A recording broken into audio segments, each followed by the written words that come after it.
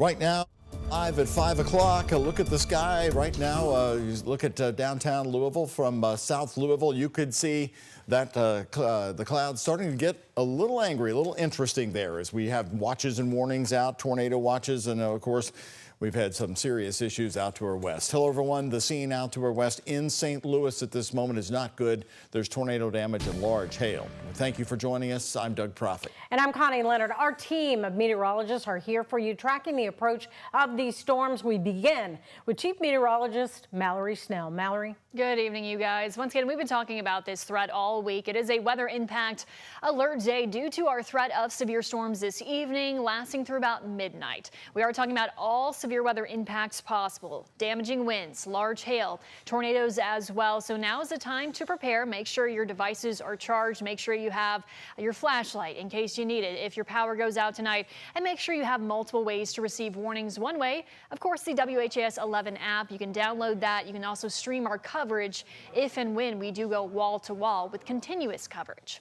Now, satellite and radar, we had some rain this morning. That pushed off to our east by about lunchtime. We had some sunshine, allowed those temperatures to recover, and now we're basically, as I mentioned, in the waiting game. We're watching what's off to our west. We've had many tornadic cells pop up around St. Louis, moving throughout in Illinois, and that's pushing off to the northeast. And then down in this southern cluster of storms where you're seeing that purple, that's a confirmed tornado. That's heading toward Paducah here. So with our system, if there's a red polygon, that is a tornado warning, purple polygon, confirmed tornado on the ground, and yellow polygon, severe thunderstorm warning.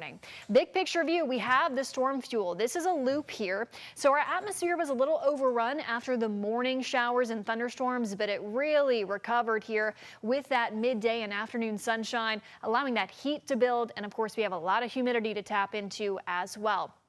Temperatures are in the upper 70s, lower 80s across much of Kentuckiana. We have some mid 80s in Scottsburg, 88 in Bedford. And take a look at these dew points climbing well into the 70s in many spots. So there's a lot of moisture to tap into as well. And that will enhance some heavy rainfall and flash flooding threats as we head throughout this evening. Once again, level 4 out of 5 for that severe weather outlook. We will take a look at the hour-by-hour forecast. That's coming up in just a bit. But I do want to toss it back to you all. I know John Gordon's going to talk about those storms that we've been seeing off to our west this afternoon. That's right. Former Louisville National Weather Service Chief John Gordon here with us now, of course. John, now a contributor with WHAS 11 News. Our weather comes in from the west, John. You know that better than anybody. So we want to talk about St. Louis a little bit, where we're seeing incredible video of the tornadoes skirting around downtown and baseball-size hail. It's terrible. Yeah, we did live streaming between 3 and 4. We were talking about this storm in the St. Louis metro. I said it'll probably be on the ground. They went confirmed. We had tennis balls to baseball size hail in the St. Louis metro. This will be all over network news tonight. Those storms are moving to the east. The one that I'm most concerned with, if you're near Cape Girardeau, you know anyone near Cape Girardeau, that storm is going to eventually track to Breckenridge and Grayson counties between 7 and 9 o'clock tonight. Big hail, high winds, and a possibility of tornadoes as that moves to the east. And John, what kinds of damage reports have we heard yet? How about tennis ball to baseball size hail in the St. Louis metro? Okay. That will bust through windows. That's very damaging. About us, okay, are the St. Louis storms going to be as strong when they get over Metro Louisville later tonight? If you go along and north of the Parkway, it's a wind and heavy rain threat. If you go along and south of the Western Kentucky Parkway, it's a tornado and wind and rain threat. So tornado watch smart for us. Very right smart move, good move. We're here all night. We're going to watch them. There will be warnings tonight. 100% chance of tornado and severe thunderstorm warnings tonight. Any chance we get the baseball size hail? I don't think so. Okay. All right. From John Gordon, thank you very much. WHAS 11's Reed Yaden and our storm tracker John Humphreys are both on the roads early with an eye to the storm. And Reed, what's your analysis on the strength of these storms when they get over our area? Well, I would tend to agree with everything John is saying, and hats off to John. He called the tornado out there in St. Louis at least a full minute, maybe more, before it was officially declared. John, there's nobody better than at a radar interpretation than our extreme weather specialist, John Gordon. Now, we are at St. Croix, Indiana. What is our plan? Well, our plan is to be out of here for coverage, hopefully for whatever happens. Right now, we're here because we have a north and south option. We can go north, if that's where we need to go. We can go south down toward Breckenridge if that's where we need to go. Increasingly, it looks like with John's guidance and our own thinking, that will probably be the direction. We haven't reached the point where we have to make that drop-dead decision yet, but it is getting close. So that's our plan. I can tell you pretty much status quo here, no active weather right now. Looking out to the west, as you can see, the skies look darker. There's active weather out there. They just popped a warning on that one cell that John is watching down near Paducah. So that tells you what's ahead. We'll be here for it all evening. We'll interrupt programming. We'll be live streaming through it all. Keep you up to date. Just stay with us. For now, Reed Yaden live in Storm Chase 11. Let's go back to Doug and Connie. Reed, thank you. Again, Reed is right now 46 miles, about 50 miles directly west of downtown Louisville on I-64 in St. Croix, Indiana. Now, you can keep up to date with the weather by downloading the free WHAS11 app. Keep you and your family safe by tracking our live radar and severe weather alerts. Plus, you can also watch our live coverage in a power outage. Here tonight, a big rate increase request for more than 11% is coming from LG&E and Kentucky Utilities. And if it's granted, it would take effect next January, and now families already barely making ends meet are worried about much higher utility bills. Our Alexandra Goldberg and senior photojournalist Alyssa Newton have reaction. I always wanted this. She always wanted this. I always wanted this. And it came. It was Donald Leslie and Larissa Clark's lifelong dream to be homeowners. We cried when we walked in his house. Couldn't believe it. But the new Jeffersontown residents realize it comes with added cost. How we gonna live now? You know what I'm saying? We've been saving up our little money and saving it here and there. But now we're gonna have a bigger problem because the LG&E's gonna have. LG&E and KU said plans to replace old and weathered systems could drive up electric bills. The average LG&E electric and natural gas customers would pay about $11 extra a month. KU customers, $18. It's a big difference. That's taking food out of your kids' mouth. Yep. They don't even know it.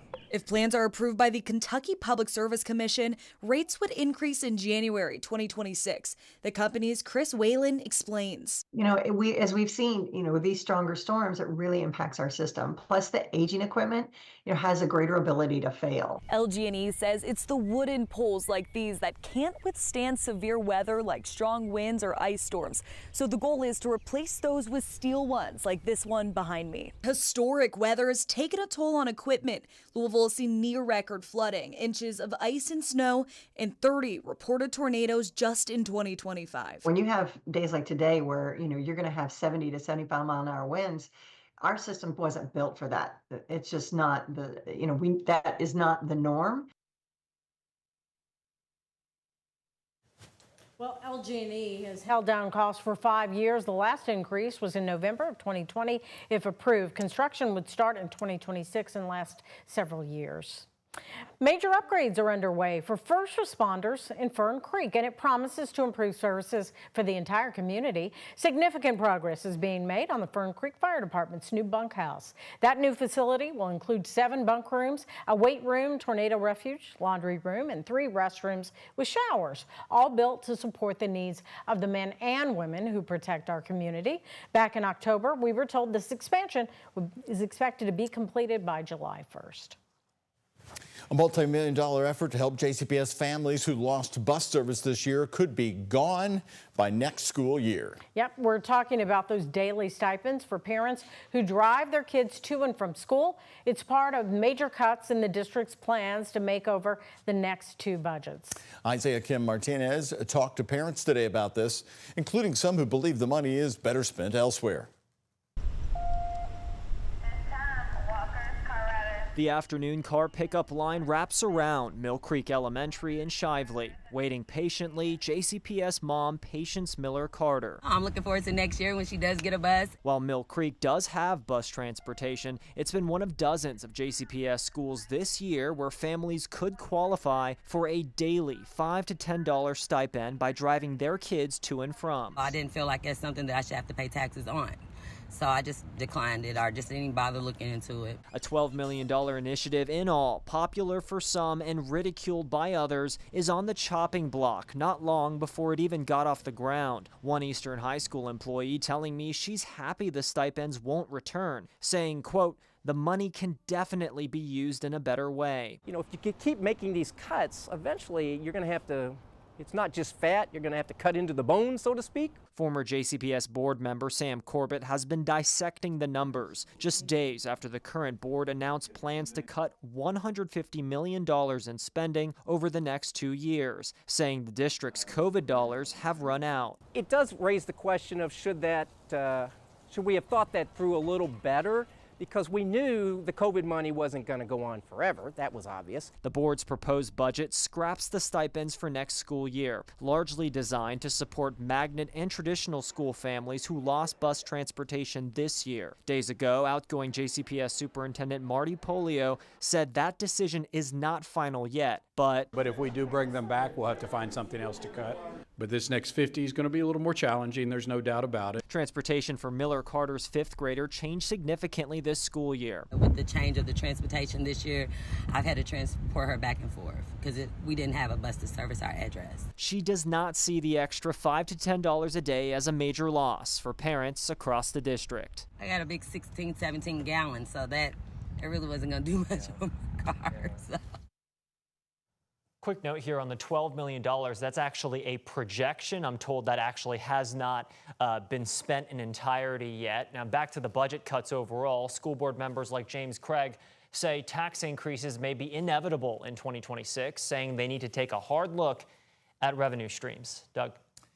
Isaiah, thank you. A note about Monday on WHAS 11. You are going to meet the 2 men who want to be the next leader of JCPS, and it's only on WHAS 11 News right here Monday. Sitting down for 2 live interviews in our newscast. Ben Schuldiner will be with us right at 5, and then Brian Yearwood at 5:30. Connie and I will be asking them about why they want the job in Louisville one day before they meet the public to talk about that. It's Monday only on WHAS 11 News beginning at 5.